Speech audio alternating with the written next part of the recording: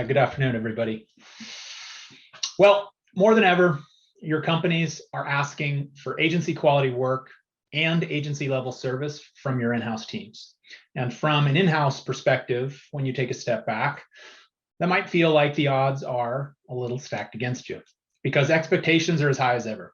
Accessibility to great creative, maximum convenience and speed, all with cost savings that are associated with bringing work in-house. And as teams try to deliver on those expectations, you've got other challenges too, like trying to transform into true strategic agency partners while buried under mountains of urgent, unplanned, and often not strategic work. So from that context, the odds are automatically stacked against you of living up to that agency reputation. And I've seen enough internal agencies drive into the same potholes and dead ends, and it's not for a lack of trying. Yet there are others that are leading the way to do it better. And often the difference between those that are good and those that are great isn't that big, because it's the small differences that we've seen make a big difference in the outcome. So what do I mean by this? This summer, if you watched the Olympics avidly like I did, you may have just been as fascinated by the track and field events as I was. And there was a ton of buzz around one specific race. It was the 400-meter hurdles. I'd heard it described as one of the greatest in Olympic history, primarily just due to the high class of competitors that were in that race. But there was one, particularly a Norwegian athlete named Karsten Warholm, who was just dominant. He won gold, giant among his competition. He also broke the world record that he himself had previously set. So I'd say pretty big outcome. Now think of the fourth place finisher. I had to look this up. Kyron McMaster of the British Virgin Islands. No medals, no honors. Now, take a guess at the difference between their race times. 47.08 seconds versus 45.94 seconds. 1.14 seconds between a world record-breaking gold medal for Karsten and a disappointing flight home for Kyron. 1.14 seconds. Small differences make a big difference in the outcomes, just like they will for you and your teams. As Jeanette said, I'm Corey O'Brien, VP of Solution Design and Sales. We're Aquent Studios. We are the creative and digital execution partner powering in-house agencies of nearly 30 companies, a number of which I see on the call today, so thank you. But we do the behind the scenes heavy lifting work to make your team look good and be freed up to deliver on those high expectations and deliver on that agency promise. As advocates and partners of this in-house movement, we've really worked side by side with many of the leading in-house agencies, and we've seen their transformations. At the same time, in the same token, we know it's not easy. It can be messy, and often it will never go as planned. But from the perspective of seeing those that were successful and actually came through the other side, it's become clear what was consistent and what they all got right. So we're going to talk a little bit about today. We've broken it down to 4 things that each of those successful transformations all nail. And some of these, actually, some of the speakers earlier today hinted at. So I'm excited to share those commonalities. The first imperative is identity and being known for one big thing. I often ask creative teams, tell me in one sentence what you do. And believe it or not, it's a challenge. It's just not clear to them how they impact the broader business. The bottom line is, to be a transformational in-house agency, you have to know who you are and what you're great at. So what is that one big thing that differentiates you and that makes your team the right choice? It could be a capability like video or media. It could be a characteristic like creative storytelling. But the identity of an in-house agency will be built first on being known for that one big thing. And it's that thing, that vision, that gives your customers confidence and makes them comfortable picking you over an external agency. But there's risk here. The risk is that you act like something that you're not, or you believe you're one thing when you're clearly another. So what's that look like? This. Now, I know this might be a bit dated, but my nephew, still a huge fan. Deadpool's got an identity crisis. He doesn't know who he is. So what's this look like in our worlds? Well, how about saying that you're a full service agency, but not having the talent or the account service to deliver on it? Or on the other hand, being built for highly conceptual work, yet primarily having low complexity, urgent work coming in the door. So know who you are and what makes you great. Are you the consumer experience storytellers that are just able to tackle the toughest content challenges? Maybe you're the data maestros that have just incredible insight into your customer decision journey, because you know what? You know your customers better than any outside agency ever could. Maybe you're the video production juggernaut that really rivals, from a capability standpoint, the best external video agencies. It's unlikely that you're all of them, or at least not yet, because you can expand from that one big thing. But first, you have to do one thing really well and be known for it. In fact, do it great, be the best at it, be better than any external agency. And then when you think you're there, then go be the best at two things. But you got to nail it, because that's what identities and reputations are built on. And that's where we got to start.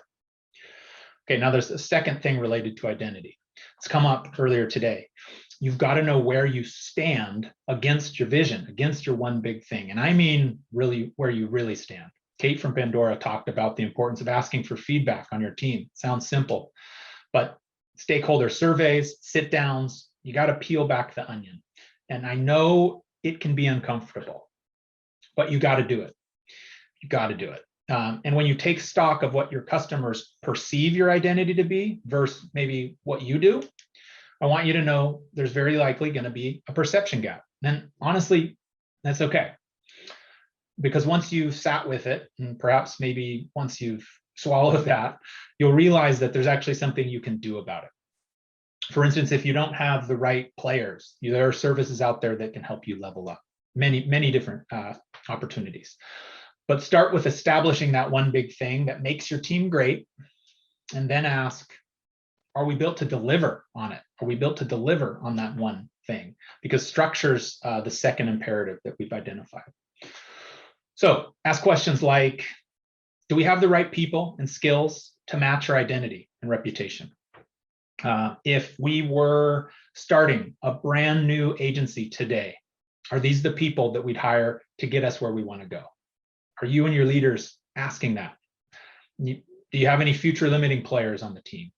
Great people, but the wrong situational players for how you're trying to deliver on the vision. Again, good people, but the right fit for who you were yesterday might be holding you back from what you want to be tomorrow. And unfortunately for many of us, our processes are killing our promise. So that's the third imperative, process. As the world starts to travel more broadly and safely, or starts and stops and starts, or however it plays out here, like I imagine many of you, am a member of PreCheck. And for business travelers, it's a great promise, right? Experience a consistently smoother screening process. You don't have to remove your shoes or belts or laptops, any of that.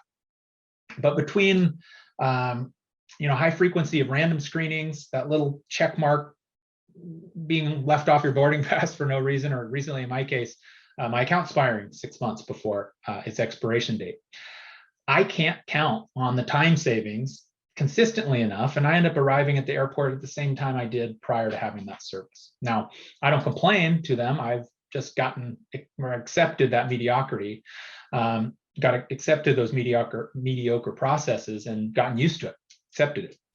6 months ago, I signed up for Clear, consistently through that dreaded security line at light speed. Highly recommend. But the moral of the story is they didn't do anything wrong per se, but their promise was an elevated and consistently elevated, smooth screening process. But their processes were so clunky that I didn't see those benefits consistently. So the mediocrity got to me, and I moved on. So even with the right identity and the right people, messy processes will prevent you from delivering on the agency promise. And it's also going to put you at risk, because it's often can lead your internal customers and business partners to start looking elsewhere for support. Clean processes, on the other hand, ensure you have the right people and partners working on the right projects at the right time. Remember that small differences make a big difference in impact, or big impact on the outcomes, excuse me, right? Well, that's especially true when we look at creative operations processes. Now, in our world, the difference between good and great often comes down to effective tiering. And if you're not familiar with tiering or tiered workflows, essentially triaging projects by complexity and strategic importance with workflows to match each tier. And you can't deliver on your agency promise if your best creatives are stuck in the tactical stuff. I think Marina from Wayfair mentioned something related to this morning. Without the right process, their creatives didn't have time to be creative. You've got to be freed up, or you've got to free your best creatives up to be the creative minds that you hired them to be. And that's what tiered workflows will do. So process alone, though, won't now share out this great reputation that you've built. Do they believe in your one big thing? Because unfortunately, it's still not enough to just build it. Your team has to live it and believe it. And they actually have to position it consistently every day. That includes every single member of the team from top to bottom in every single interaction that they have with customers. Now, it used to be, this sounds foreign, I know, but it used to be as simple as a quick bump in the hallway. Remember that? A phone call, an elevator ride, or even how a meeting agenda is teed up with internal business partners. Now the challenge extends into every Zoom meeting, every Slack chat, every workflow ticket request and how it's set up and the template and how it's responded to. All of that has to be consistent and position your vision in the same way.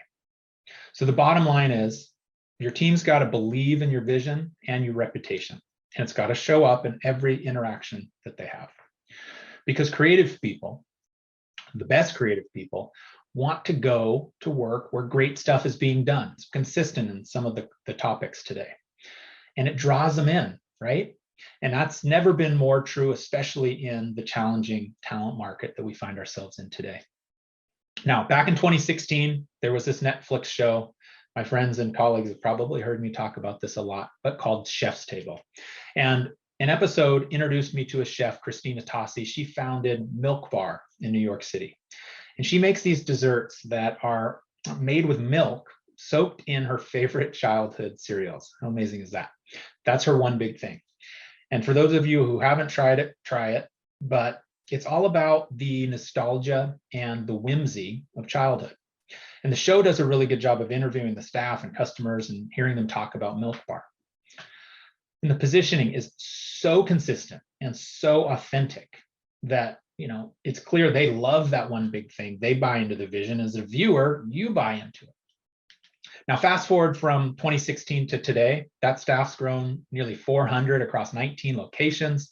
They all still believe in the vision, and so do the thousands of people that can now order Milk Bar's tasty treats delivered to their doorstep. So she's attracted some of the most talented pastry chefs in New York City and now across the country, and they've already bought into her vision before they even walk in the door. So imagine that in your in-house agencies. So here they are, the 4 imperatives. And I don't know, to some they may seem like small changes or adjustments, but they're not. Even if you're already leading a highly productive internal agency, it's not that different than the 1.14 seconds separating that productive 4th place runner from a world record gold medal. So let's put this in terms of your in-house agency. Are you known for that one great thing or characteristic? Are you built to support it? Will your processes enable or inhibit it? And does your team live up to it every single day in every single interaction? Now, as someone who has had the opportunity to see behind the curtain of a lot of in-house agencies, I see many of them performing under the standard that they want. And I know it frustrates them. I know it keeps them up at night. And I get it. Yet the difference between good and great are often the small things, those extra 1.14 seconds. So there it is, the 4 key imperatives that we've seen consistently year after year transformational agencies just nail. Now, if you miss on these, you risk being marginalized. But if you hit on all 4, you've really got a chance to be one of the best. And that's how you can consistently restack the odds in your favor. And when you do that, man, it tastes good. All right, that's what I have for you today. I'm Corey O'Brien. I definitely look forward to continuing the conversation. So if you're interested, please reach out by email. Henry Stewart's also hosting a roundtable with us on October the 19th. So we'd love to see you there as well. All right, thank you. Enjoy the rest of the afternoon.